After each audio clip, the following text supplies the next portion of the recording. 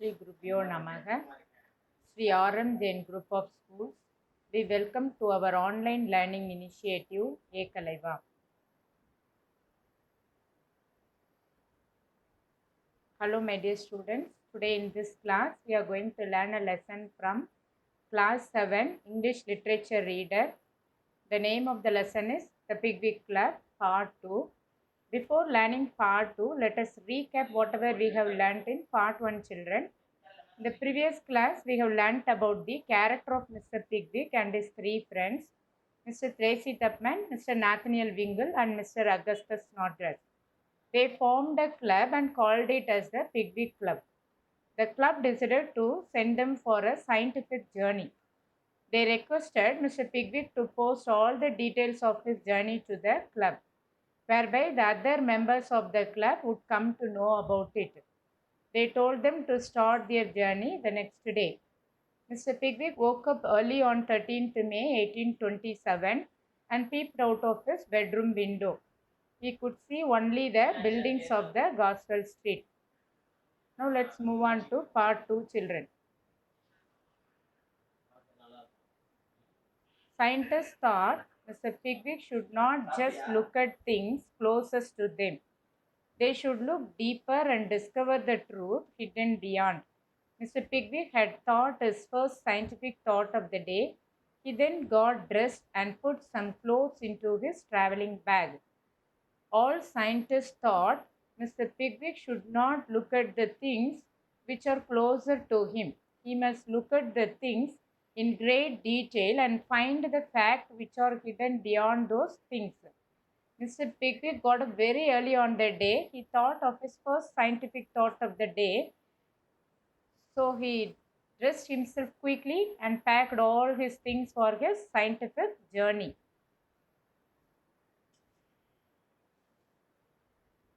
Ten minutes later, he caught a cab to the courtyard at Golden Cross. That was where he had arranged to meet the other three. On the way there, he talked to the cab driver. "How old is that horse, my friend?" Mr. Pigwig asked.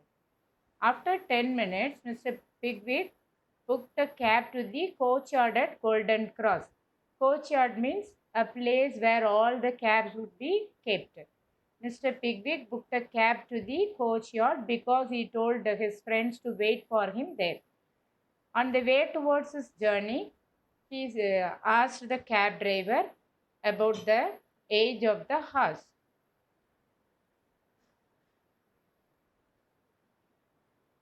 42, the man replied. "What?" said Mr. Pigwig in surprise. "Some horses live to be 20, a few reach 30. But Mr. Pigwig had never heard of a horse that was over 40 years old before. He quickly pulled his notebook from his pocket. When Mr. Pigwig asked about the age of the horse, the cabman replied it was 42 years old. When Mr. Pigwig heard about it, he was surprised because he knew some horses lived to be 20 years old and a few horses could reach up to 30 years old. He did not know the fact that a horse could live up to 40 years old. So he took his notebook from his pocket to note down the strange fact about the horse. "How long do you keep him working each trip?" "2 or 3 weeks, said the cab driver. "Weeks?" repeated the astonished Mr. Pigwig. "Yes," said the cab driver. "We hardly ever take him home because of his weakness." "His weakness?" Mr. Pigwig started asking one more question to the cab driver because we all know Mr. Pigwig was curious to know about everything. So he wanted to know more details about that horse. He asked the cab driver how long he would make the horse to work for a trip. So the cabman replied 2 or 3 weeks the horse would work continuously. Not only that, he would not take the horse back to his home because the horse was very weak. When Mr. Pigwig heard that, he was surprised once again. Astonished means surprised. Hardly means never.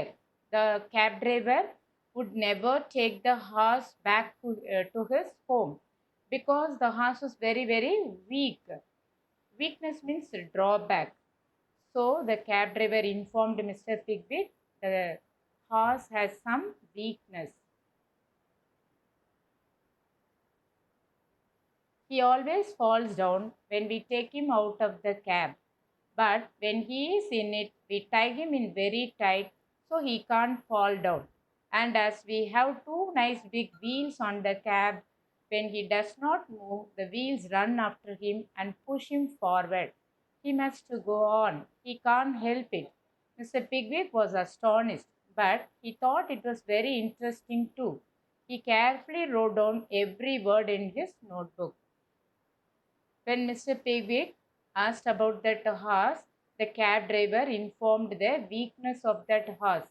He told Mr. Pickwick the horse would fall down if he takes the horse out of the cab. So he would tie the horse along with the cab. Since the cab had two nice big wheels, the wheels pushed the horse forward. So the horse could not avoid the pressure of the wheels. It must move forward. When Mr. Pickwick heard that, he was surprised and he found that fact was very interesting. So he noted that also in his notebook. The tall, thin young man. This is the next sighted in children. Just as Mr. Pickwick finished writing his note, the cab arrived at the Golden Cross courtyard. The cabman jumped down. Mr. Pickwick got out. Mr. Pickwick's three friends who were waiting for him there came to greet him. Mr. Pickwick paid the cabman. The cabman threw the money down onto the ground. Mr. Pickwick was surprised. When Mr. Pickwick finished writing about the fact of that horse, the cab reached the Golden Cross courtyard. So the cabman and Mr. Pickwick got down from the cab. Jumped down means got down. Both of them got down from the cab. And Mr. Pickwick's three friends, they were waiting there to welcome Mr. Pickwick. Greet him means welcome. He informed his friends to wait for him there. So they were waiting for him there to welcome him. As soon as he got down from the cab, Mr. Pickwick gave money to the cabman. But the cabman did not get the money. He threw the money on the ground. So Mr. Pickwick was surprised once again. Do you know why? If you pay money to the cab driver will receive it. But this cab driver threw the money on the ground. When he watched that, he was surprised. He did not know the reason for that.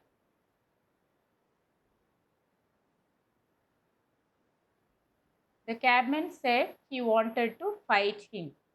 You are mad, Mr. Snodgrass said to the cabman.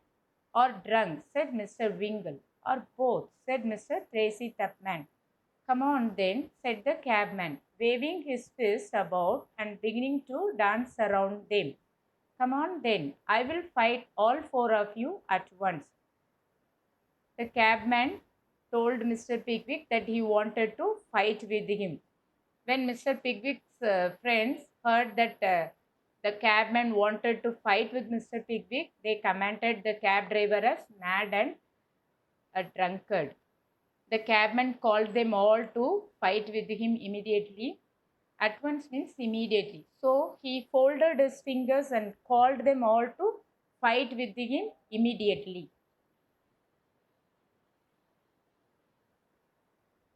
6 or 7 other cabmen crowded around to see what was happening. They had smiles on their faces. They thought they were going to see some fun. What's the trouble? One of them asked. Spies, said the cabman. The old one asked me a lot of questions. He wrote down everything I said. Then he tried to get these others to start a fight with me. But I will teach them all a lesson. I will. When they were fighting, 6 or 7 other cabmen gathered around them to see their fight. Crowded means gathered. They gathered around them to see their fight. They had smiles on their faces because they thought they were going to see some entertainment there. See, children, you also would have watched the scene on the road. If anybody is fighting, other people will gather around them to see their fight. Same way, here some cabmen gathered around them to see their fight. And one man from that crowd asked the cab driver what was their problem. So the cabman replied to him, they were spies. Spies means secret agents or detectives. And also said that the old man asked him lot of questions and he noted everything in his notebook. And he brought three more people also to fight with him. But the cabman said that he is not going to leave them all. He is going to teach them all a good lesson.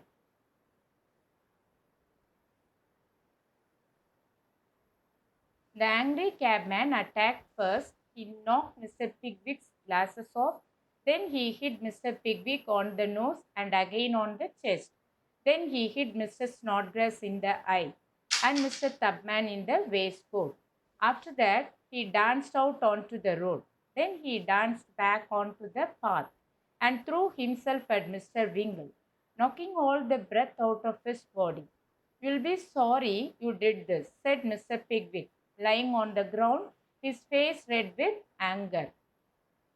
Now the cabman was very angry, so he attacked Mr. Pickwick first. He hit Mr. Pickwick's glasses off, then he hit his nose and again on his chest. After that, he hit Mr. Snodgrass in his eye and Mr. Tubman in his waistcoat. After that, he danced out onto the road. Then he danced back onto the way also and pushed Mr. Wingle on the ground. Since he pushed Mr. Wingle, he became almost unconscious. Knocking all the breath out of his body means almost unconscious. So Mr. Pickwick informed the cab driver that he is going to regret about his action later on. Just then, a tall, thin young man arrived. What's all the fun then? Asked the young man. Police spies, shouted the crowd. We are not, shouted Mr. Pickwick just as loudly. Well, I believe you, the young man called out to Mr. Pickwick. He pushed his way through the crowd. Now, cabman, he said, stop all this nonsense. Take your money. I know this gentleman well. When they were fighting, a tall, thin young man came to that place. He asked them what was their problem. One man from the crowd replied to him that they were police spies. Mr. Pickwick replied immediately that they were not spies. Immediately, the stranger answered to Mr. Pickwick that he believed him and he pushed his way through the crowd and came in front of the cabman. He convinced the cabman to take the money from Mr. Pickwick.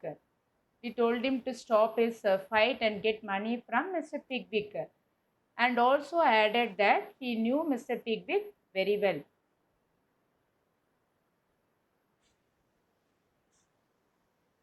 Mr. Pickwick was surprised yet again. He had never seen the tall, thin young man before. The young stranger then took Mr. Pickwick by the arm and helped him to his feet. He led Mr. Pickwick and the others to the waiting room. He ordered some brandy and hot water for them all to drink.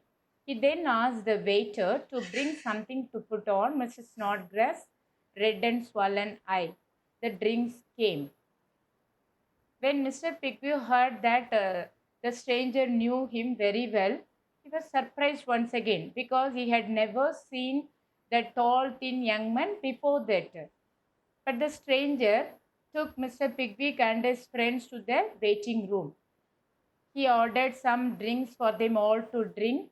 He called the waiter and asked him to bring something to apply on Mrs. Snodgrass' red and swollen eye. The waiter brought the drinks. The stranger drank his very quickly. Mr. Pickwick was very thankful. He began to talk to the stranger and ask him some questions. Before the stranger could answer, someone shouted out that the coach for Rochester was about to leave. Rochester, said the stranger. Oh, Rochester, my coach, I must to go. Sorry, have to ask you to pay for the drinks. And he ran out of the room. When the waiter brought the drinks, the stranger drank his drinks very quickly. Mr. Pickwick wanted to thank him for his help, so he started talking to the stranger. Before the stranger answered for Mr. Pickwick's question, someone shouted that the coach for Rochester was about to leave. So the stranger informed Mr. Pickwick that his coach was ready to leave and he had to go. He informed Mr. Pickwick to pay for his drinks also and left that place. I hope you understood the story, children. Here, the stranger cheated all those Pickwickians and left that place. So, through the story, we have learned that we should be very careful with the stranger. Otherwise, we also will be cheated like these Pickwickians. Now, let's know something about the author Charles Dickens. He was a British novelist, journalist, editor, and social commentator. His famous novels are Oliver Twist, A Christmas Carol, Nicholas Nickleby, David Copperfield, A Tale of Two Cities, and Great Expectations. He was born on 7th February in 1812 at Portsmouth. He died on 9th June in 1870 at God's Hill Place. I hope you understood this lesson, children. Thank you, children.